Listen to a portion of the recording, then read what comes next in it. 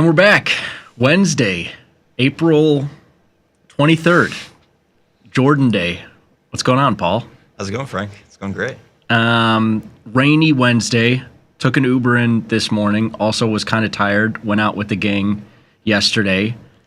I was out for all of 30 minutes. You maybe a little bit longer than me. What went down? We have some people in town from our Poland team, and they like to get after it. Yeah, we were enjoying the Chicago weather. It was actually nice yesterday. And then for like 2 hours. Yeah, 2 hours, and then the rain came in, as is spring in Chicago. But no, we ended up at Emporium, played some games. Nice. I think I beat one of our guys in town in Pop Shot, so that was fun. Sweet. Yeah, I heard Buckets was true to his name. Yes, absolutely. I was getting videos all the way until like 7 or 8 p.m. Yeah. Talking about how a colleague of ours, Kyle, who's from originally England, and he's called Buckets because he's apparently very good at the Papa Shot, and he was Mr. Clutch yesterday. I mean, they put him on the stage and he was winning, I heard. Yeah, he lived up to the hype. But our Polish colleagues, not so good. No.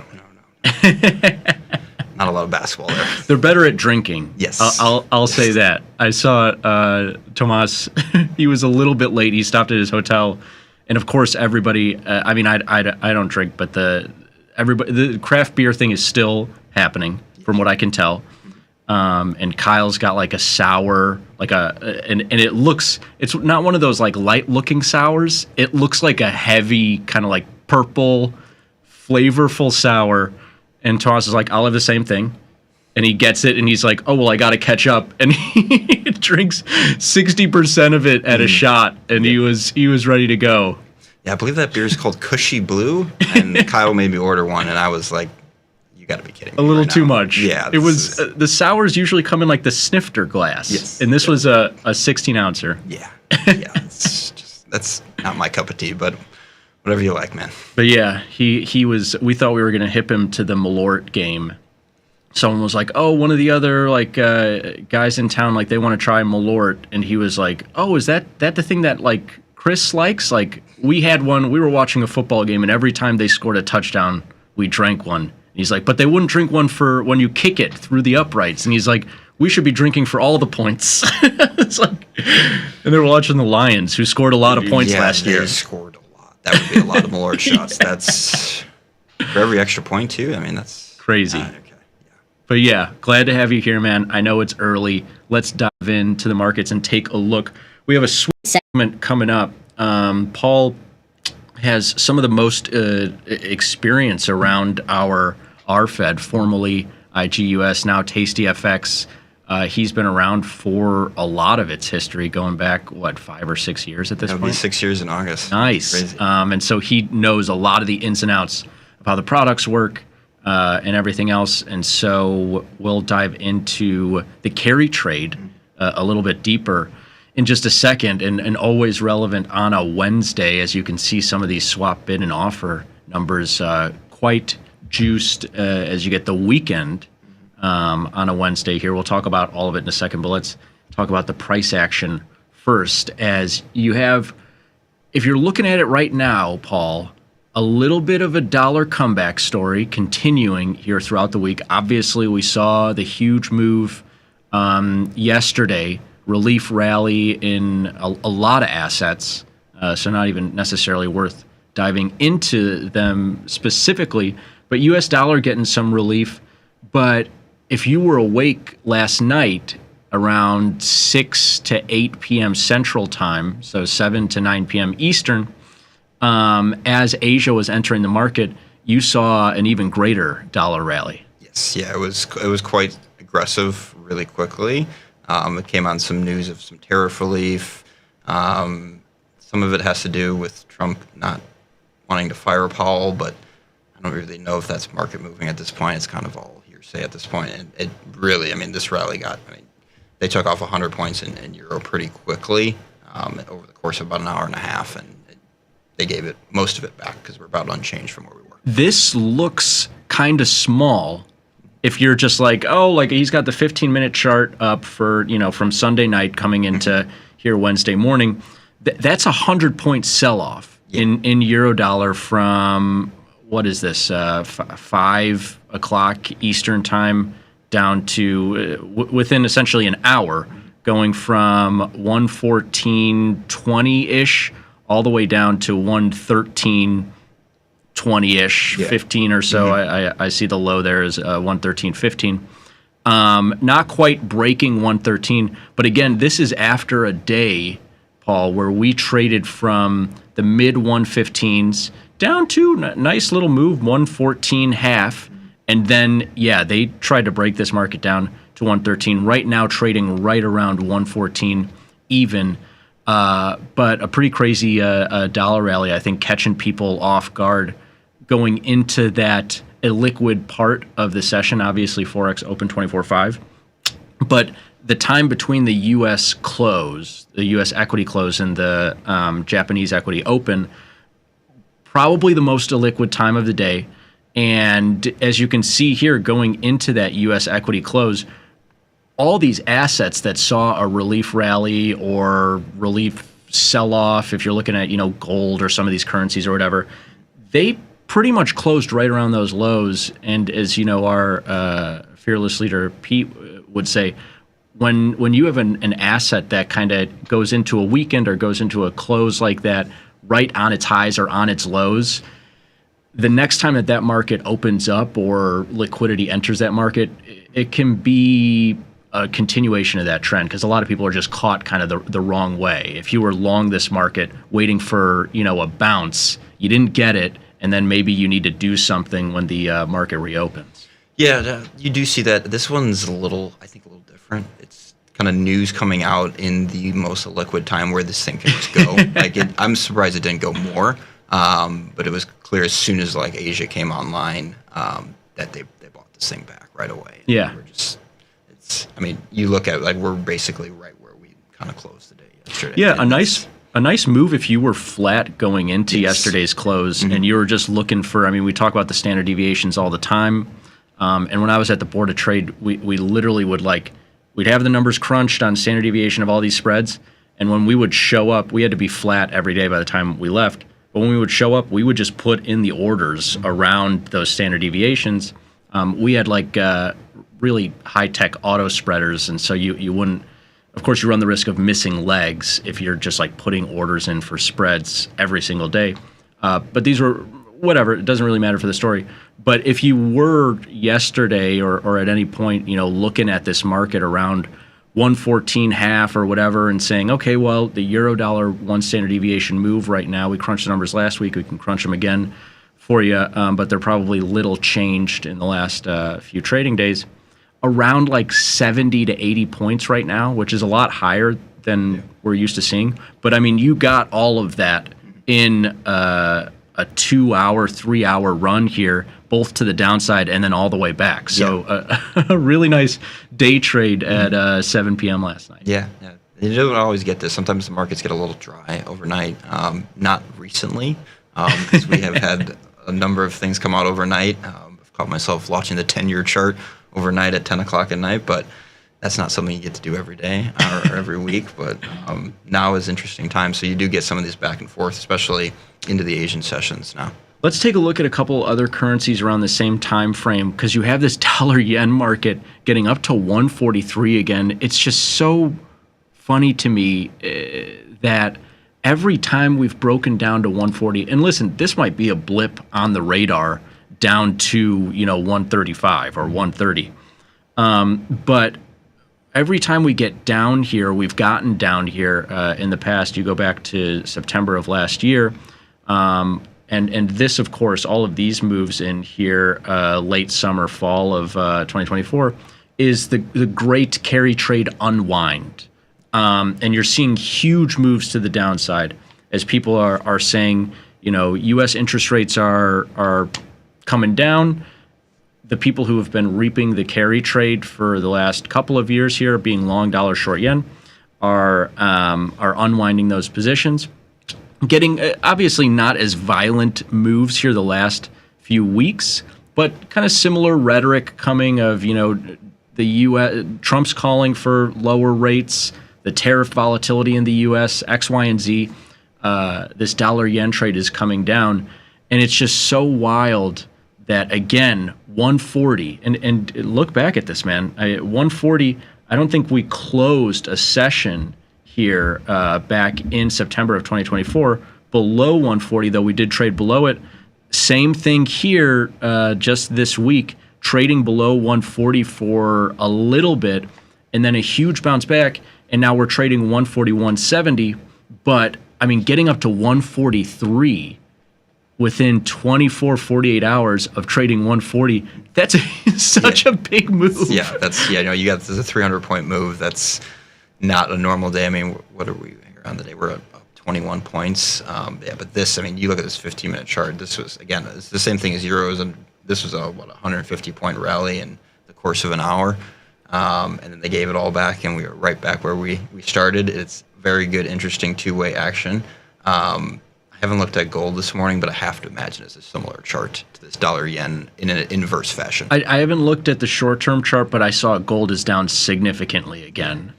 So they're moving. I mean, this is all to say the dollar is still up significantly on the week.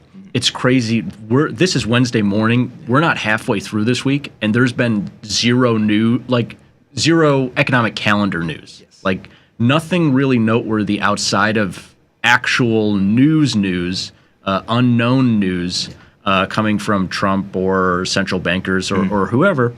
And yeah, some pretty wild moves. Not even halfway through the week. I do want to wrap up with two markets in particular that are holding up better than the ones we just went through, but in opposite direction.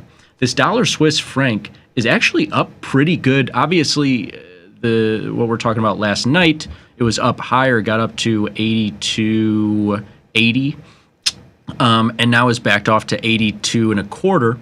But still up pretty good and holding on to a lot of those gains, more so than this dollar yen that right now looks like it might trade back to unchanged, really give back all of the ground that was gained overnight.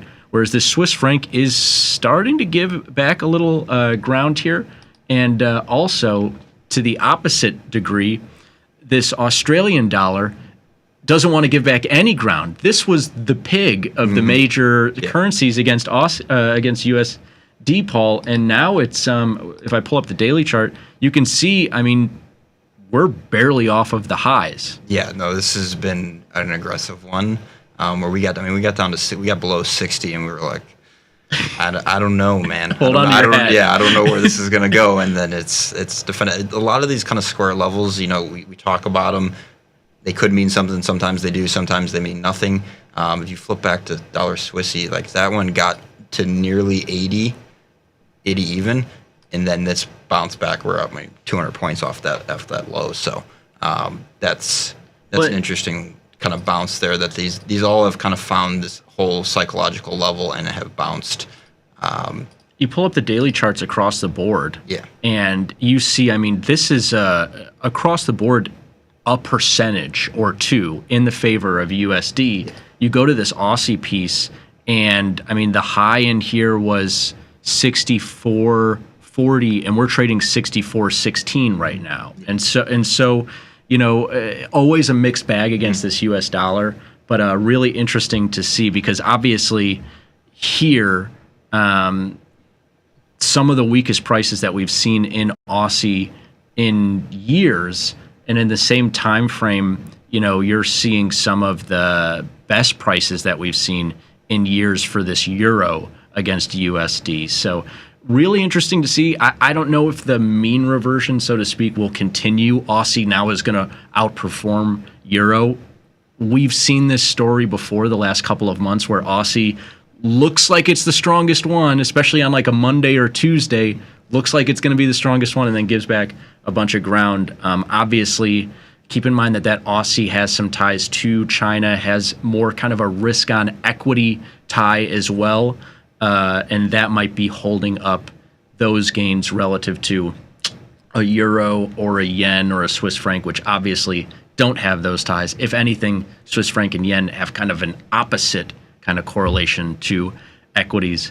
But great stuff, Paul. Anything on the economic calendar on your front that you're looking at, or any pairs in particular? We're about to get into our segment for today. It's a pretty slow week on the economic calendar. I don't think we have anything that's gonna knock your socks off. There's some PMI data that came out this morning. Not really. Some more PMI data that's not gonna really do a whole lot. I'm looking for more tariff talks. See what happens. Try to trade around those. And then next week, yes, some of the big data comes out with, I think we have JOLTS and Jobs Week next week. Yeah. Jobs Week, and we have the GDP, I think PCE as well. A bunch of stuff next week, and then that leads into FOMC. So, if we keep getting the talks that are leading to the volatility this week, we'll have plenty of numbers and then Fed events in the next 2 weeks. Yeah. Let's get into our segment for today. It'll be an interesting one, and I'm glad I have my friend Paul here to go through the carry trade, how it works, and how traders attempt to profit from it. If I pull up my slides here, that would probably help us. Thanks, team out there. This is always an interesting one. It comes up every once in a while. It's like any kind of strategy in the market, Paul, where it's not relevant all of the time. In fact, there were years worth of time between the financial crisis and the pandemic where the carry trade was essentially nil, a push in almost every major pair, and it's not really relevant. It's been relevant the last couple of years, but it's especially relevant right now because it's changing. We don't always have an interest rate environment that's changing, and so we don't always have a carry trade dynamic that's changing. And so if you wouldn't mind, before we dive into the numbers and how this really works practically, why don't you give people a more high-level kind of conversational, we're at the bar, how does the carry trade work, just in terms of like interest rate dynamics between a dollar and a yen, or any example you want to use? Yeah, sure. If we're ever at the bar talking about carry trades, maybe someone hit me. It happens too frequently. Yeah, I don't know what bars you're going to, but no. So the carry trade, it's really just think about the differential in interest rates is basically what you're getting paid or paying to hold that position overnight. And you think about it, when you're trading in currency, you are long one currency and you are short the other. So if I am long dollar yen, I am long dollars and short yen. So basically, I get the dollar interest rate overnight, and I pay the yen interest rate overnight, and the difference is what I either collect or pay on the overnight. And very simply put, people who are who are trying to take advantage of the carry trade, are attempting to profit from it, are looking at buying currencies with higher interest rates, and then essentially financing that long position with a short currency in a region that has a low interest rate, and hoping that, and we'll get into the price dynamics in just a second, but essentially that the price dynamics are a push, and I'm getting 4.5% in the US, and I'm paying 50 bips in Japan, so a spread of 4%. But also you pile on top of that the fact that there is often leverage with Forex pairs, and you might be putting up a 5% margin rate for that dollar yen. Now you're talking about having $1,000 whatever in your account, and potentially making a 4% times that leverage there. But keep in mind that price action risk is very real, can overwhelm those carry trade profits very quickly and create further gains if the exchange rate goes in your favor, or losses if the Forex pair goes against you. More on that in just a second. Diving a little bit deeper, can you tell me about overnight funding rates? Because there's the carry trade and there's overnight funding rates that are kind of a part of it. I would almost say okay, I'm an options trader, and then there's vol. It's like it's the same organism. Like if I'm an options trader, I'm either long or short vol. Same here with overnight funding rates. It's part of the carry trade, right? Yes, yeah. It tells you basically what is that interest rate differential. It tells you what you're either going to pay or you're going to receive. And I think you did a good job on this slide of saying in the platform what it shows you, the swap bid, the swap offer. You just simply, if you're short Euro USD, for instance, your swap bid is 0.49. If you're long Euro USD, your swap offer is 0.91. So that's in pips. I think we're going to get into an example a little bit later, but that's what it is. I mean, so it's the overnight funding rate is a combination of your Next, that's your interest rate differential, and your admin fee, which is a really small portion of it. I think when you work out the math, it's less than a pip, less than a tenth of a pip sometimes, depending on the pair. From tastyfx, correct me if I'm wrong, you're the guy that knows this stuff, it's 0.5% annually. Yes, 0.5% annually, and you take the spot rate at 4 p.m. Central. Very cool. Eastern. And if you want to do the math, you can look at Next rates and admin fees and interest rates and how the math actually works. For all intents and purposes, the swap bid is essentially the overnight rate for short positions. The swap offer is the same for long positions, and it's measured in pips, the same as the spread, the same as you're looking at, P&L oftentimes. Oh, I made 50 points here times my lot size, everything else. But let's start to look at some real examples because, we're doing this segment on a Wednesday, which takes into account the weekend roll. And so right now, people might be looking at the 3-day roll period here for a euro dollar. We just looked at it with a single day roll, and it was about 0.5 pip, which is, hey man, that's a nice edge to be getting in a market. And if you're holding this pair overnight on a Wednesday with these current rates, and this is, April 23rd, and these things change, their holidays, so make sure that you check the calendar, which is on the tastyfx website. To be short euros, long dollars, you'd be getting 1.79 pips. To be long dollars, short Swiss franc, 2.74 pips. Long dollars, short Japanese yen, over 4 pips. Now, again, there's price action risk to this, but this is what a lot of people have been looking at the last couple of years, right? Yeah, no, it's definitely that kind of accentuated 3-day roll where you get these large numbers. And I think a lot of people out there will be like, Frank, Paul, why is it a 3-day roll on a Wednesday? Which is actually a fantastic question. It's because of how Forex settles. It settles T+2. It's really archaic if you think about it with everything we have with crypto, why are things settling T+2? But essentially, from when you roll from Wednesday to Thursday, now you have Thursday as your new trade date, plus 2 days. 1 day takes you to Friday. Now you're into the weekend. Those are all non-settlement days, so you get kicked to Monday. So actually, your trade goes from what's called a value date. A value date of would be technically Friday to a value date of Monday, which takes in the extra 2 days, and that's where you get these accentuated. And then if we have a holiday on Monday, which we did like last week, we had some crazy ones. Yeah, we had some like 5-day rolls recently that were just like, what happened here? Which is, but at the end of the day, it is cool, archaic as it may be, and hopefully we're moving towards a T+0 situation at some point, where if you're holding overnight on Friday, you're getting paid the weekend roll period there. It is awesome, though, that it does account for every calendar day, because we've done a lot of research in the past on options and theta decay and weekend theta decay.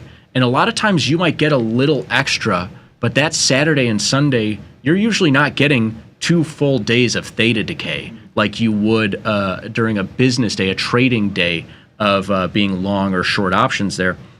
So really nice, though, at the end of the day, that it really is the difference between interest rates and then 365 days of the year here, and of course accounting for those admin fees and the Next rates. Here is a quick example.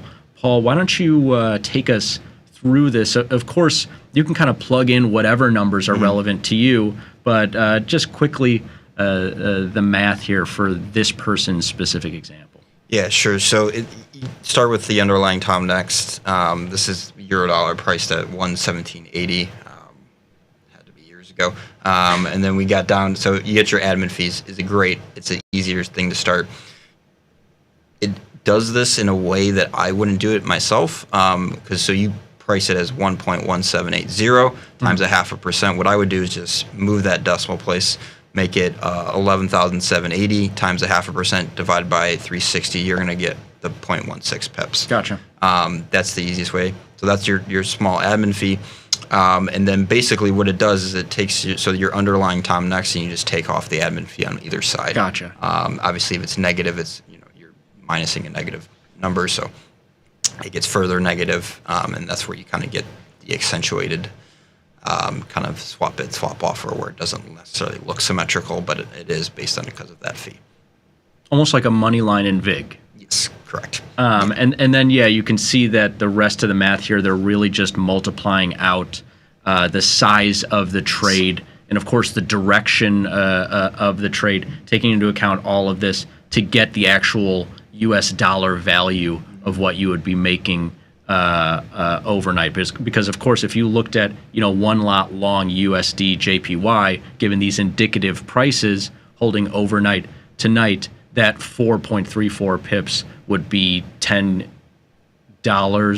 multiplied by that for around $40, right? Yes, not quite. So it would be, so it's 1,000 yen times. Of course, I chose one where the quote currency wasn't USD. I knew you were going to do this because you would have to. So it's going to be like 43,400 yen divided by 141. Yeah. So a shade less than 40 USD. Yes. Gotcha. Yeah, exactly. All right, I'll choose a better example next time. Yeah. Getting back to this euro dollar piece on our way out of today's segment, it's been great. Keeping in mind that these pairs do move in price. And so if you're short euro USD, taking in that carry trade right now between the interest rates between the ECB and the Fed, you are short this pair. And now this can move in your favor. Of course, there was a trip from fall until the start of this year, where this market went from above 110 down to 104. But of course, the last couple of months here, Paul, it's gone from 104 up to 114. And so you have to keep in mind this directional position risk. Yes, absolutely.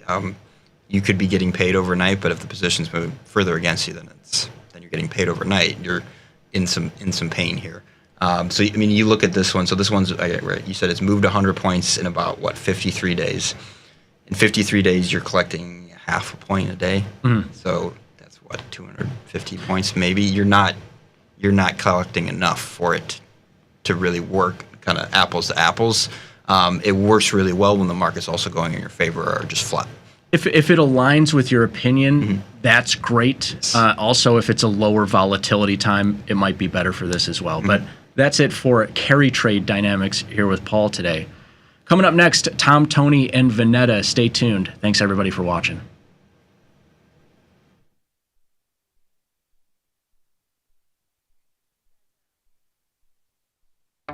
The market doesn't stop.